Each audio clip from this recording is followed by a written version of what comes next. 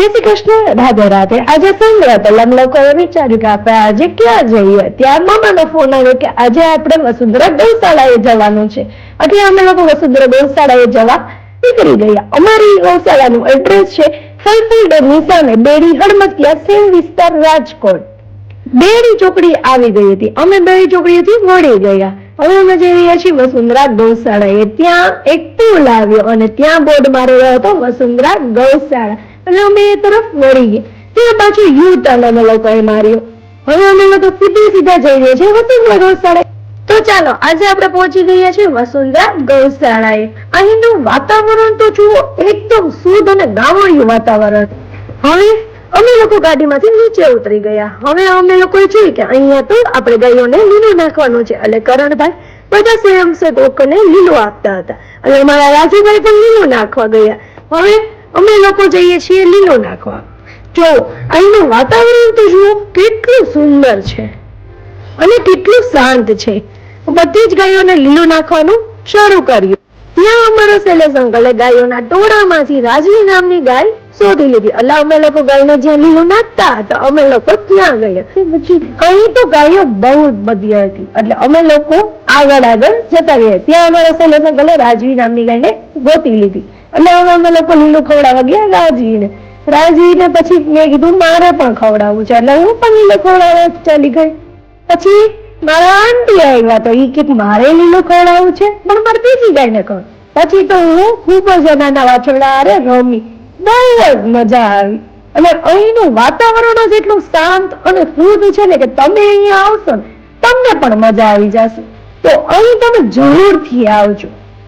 અહીં તમે ગાયો અને વાછરડા તો જુઓ, તમને બહુ જ મજા આવશે। તમને એમ થશે કે ખરેખર ગાયને માતા શા માટે કહેવામાં આવે છે, કેમ કે માતા સાથે આપણી લાગણી હોય છે।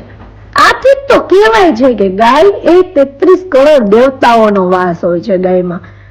આજે અમે વસુંધરા ગૌશાળાએ આવીને જોયું કે ગાયમાં ખરેખર 33 કરોડ દેવતાનો વાસ હોય। અમે લોકો હવે જઈએ છીએ નાના વાછરડાઓને મળવા।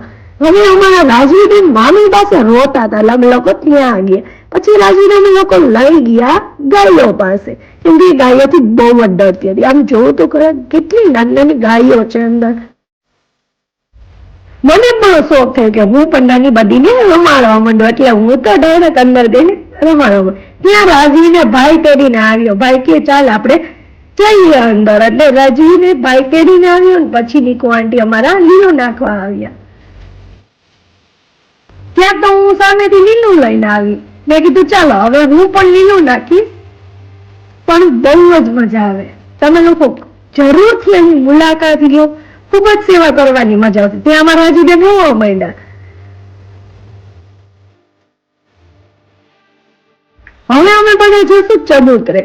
અમારે અહીંયા વસુંધરા ગૌશાળાએ ચબૂતરો પણ બહુ સરસ, અત્યારે કામ ચાલુ છે પણ ખૂબ જ સરસ છે। આમ જુઓ અમારા વસુંધરા ગૌશાળાનો ચબૂતરો। અમારા રાજુબેન તો ત્યાં ચકલીઓના ઘરમાં જોતા હતા કે ચકલી છે કે નહીં, ચકલી તો બપોરનો સમય હોય છે એટલે સુઈ ગઈ હોય છે। આમ જોવો તો ખરા એનો વ્યૂ કેટલો મસ્ત છે। અમારા રાજવીબેન હવે ચણ નાખવા માંડ્યા। રાજવીબેન ને તો ચણ નાખવાની સેવા કરવી તો બહુ જ ગમે છે, એટલે અમારા રાજવીબેન તો ચણ નાખવા માંડ્યા। આમ જોયું તો ખરા અમે જોયું ખાલી 3 દિવસનું ગાયનું વાછરડું કેટલું મસ્ત હતું, અને આ એની વાછરડાની માં હતી। હવે અમે લોકો તેમને પણ લીલું નાખ્યું, અને અહીંયા અમને કાકીડો મળ્યો। પછી રાજવીબેન અને તેના મમ્મી બંને લાડુ ખવડાવવા ગયા। રાજવીબેન ને ગાય થી તો બહુ જ બીક લાગે, એટલે લાડુ તો એને ફેંકી દીધું। પછી બધા બહેનો ગાયને લાડુ ખવડાવવા લાગ્યા।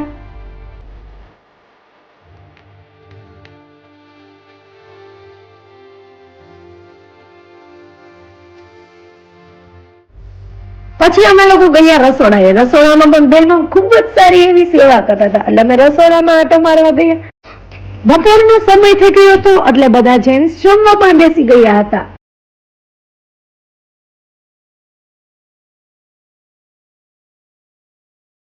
અને ખાસ વાત તો એ છે કે વાડીએ જમવાની મજા તો કંઈક અલગ જ હોય છે। પછી અમને લોકોને તો ખબર પડી કે આ રસોડાનું મેનેજમેન્ટ કોણ કરે, તો કે જયાબેન સારેસા।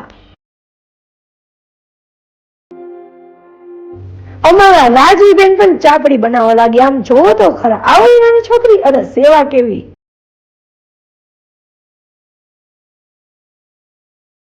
પછી અમારા સ્વયંસેવકો પણ જમવા બેસી ગયા. અને ખાસ વાત તો એ કે આ ગૌશાળા 3 લોકો દ્વારા ચલાવવામાં આવે છે અને અહીંયા ગાયો 300+ ગાયો છે. અમારા નાનકડા એવા રાજવીબેન એના મામાને પીરસતા હતા. આમ જોવો તો ખરા, આટલી નાની ઉંમરે પણ પીરસે છે. એટલે મામાએ તો કીધું કે આટલી નાની ઉંમરે પીરસે બહુ જ સારું કહેવાય. પછી તો કરણ મામા અને દક્ષિતભાઈ બંને જમવા બેસી ગયા. આમ જોવો તો ખરા, શૈલેષ અંકલને કેટલા બધા જામુ ખવડાવે છે. અમે સોનુભાઈ બધા, સોનુભાઈ અમારો વાત 3 દિવસની નાની એવી બોડીને આમ જોવો તો ખરા. અને ખરેખર આ વખતે અમે લોકો સન્ડેનો ખૂબ જ સારો એવો ઉપયોગ કર્યો છે. ગૌશાળાએ જવાનું અને આમ જોવો તો ખરા, નાનાની મોટી મોટા લાગે બધા જ ગાયોને રમાડતા હતા. અમારા રાજીબેન તો ખૂબ જ બીવ્યો. પછી તો અમારા સૌમ્યભાઈ ને તન્વીબેન બંને બધીને રમાડતા હતા. પછી સૌમ્યભાઈ ને વિચાર આવ્યો કે હાલો ને આપણે પણ લીલો નાખીએ. અને સૌમ્યભાઈ ગયા લીલું લેવા. આમ જોવો, પછી તો એ લીલોનો ભાર જ લઈ લીધો. પેલા એને ટ્રાય કરી કે આપણે દોરી કાઢી નાખી, પણ નીકળી નહીં. એટલે કે આપણે પેલા લીલું લઈએ, એટલે એને સૌમ્યભાઈએ લીલું લઈ લીધું. લીલું લઈને સૌમ્યભાઈ ગયા અને જો લીલોની દોરી કઈ રીતે કાપી, એને જુગાડ લગાડ્યો. આમ જો હવે એને લીલું બધી ગાયોને દેવા માંડ્યો. એને તો બહુ જ મજા આવે લીલો નાખવાની, સેવા કરવાની. પણ જે તો છેલ્લે રાજવીનો ભાઈ જ ને, એટલે પછી હું તો લઈ ગઈ રાજવીને લીલું નાખવા. ત્યાં તો રાજવીબેન રોવે. પછી એને ગાયથી બહુ બીક લાગે, એટલે બધા એને ગાય પાસે લઈ જાય. હું તો લઈ પછી સાથે સાથે પપ્પા પણ એને ગાય પાસે લઈ ગયા. પપ્પા એને સમજાવતા હતા કે ગાયથી બીવાનું ના હોય, ગાય તો આપણી માતા છે. પછી આમ જો શાંતિથી બધીને જોતી હતી. અને હજી એક વાત રહી ગઈ કે કોઈ પણ નામ બાકી રહી ગયા હોય તો મને માફ કરજો, કેમ કે હું જેટલાને ઓળખતી હતી એટલાને મેં નામ લીધા છે. પછી ફરીથી અમે લોકો ગયા નાની નાની વાછરડીઓને લાડવા ખવડાવ. આમ જોવો તો ખરા, કેવી સુંદર વાછરડીઓ છે, મજા જ આવી જાય. તો હવે રાસની જુઓ છો, હોલિડે હોય તો ફરવા જવાની જગ્યાએ ગૌશાળાએ જરૂર આવી જજો. અમારી ગૌશાળાનું નામ છે વસુંધરા ગૌશાળા, જેમનું એડ્રેસ તમને આપેલું જ છે.